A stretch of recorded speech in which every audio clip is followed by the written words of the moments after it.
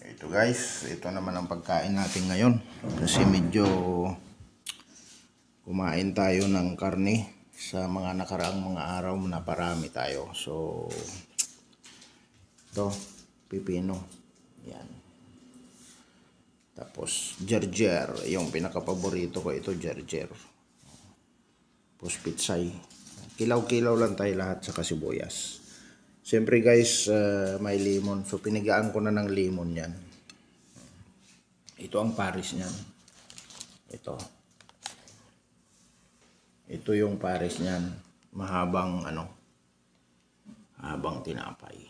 Yan. Hindi naman natin siguro maubos ito. Oh, matigas. Sarap yan. Bagong bili ko yan. Yan. Tubig. Yan. So, kailangan kain-kain tayo ng ganito. Oh. Ito naman yung pagkain natin. So, ganun talagang buhay. Minsan, napaparami tayo sa mga karne. Ito na ngayon, gulay-gulay naman tayo. Saka tinapay-tinapay. Diba? Napakalaki.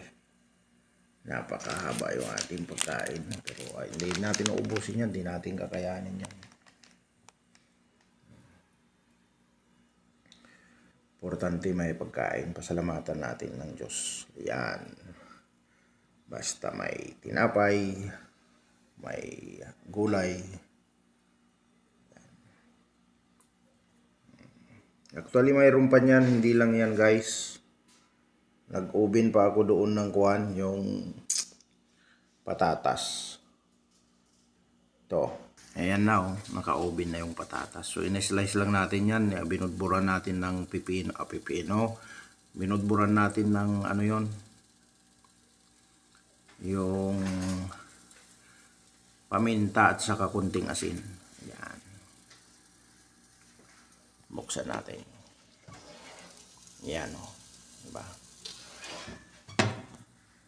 Ito guys, siyempre sabay-sabayan natin ng inom-inom ng kwan, yung tea.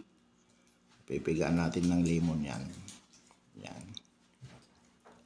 Oh, sarap. Kasi higop-higop. Tea with lemon. Ayan tea. Diba? Masarap yan. Pampagana sa pagkain. Yan. Tapos ito ang importante dyan, pipino, gerger, pitsay. Halo-halo na yan.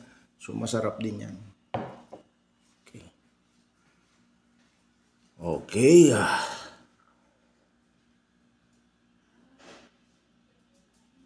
Mega love shout sa lahat yan. Mega love shout sa lahat.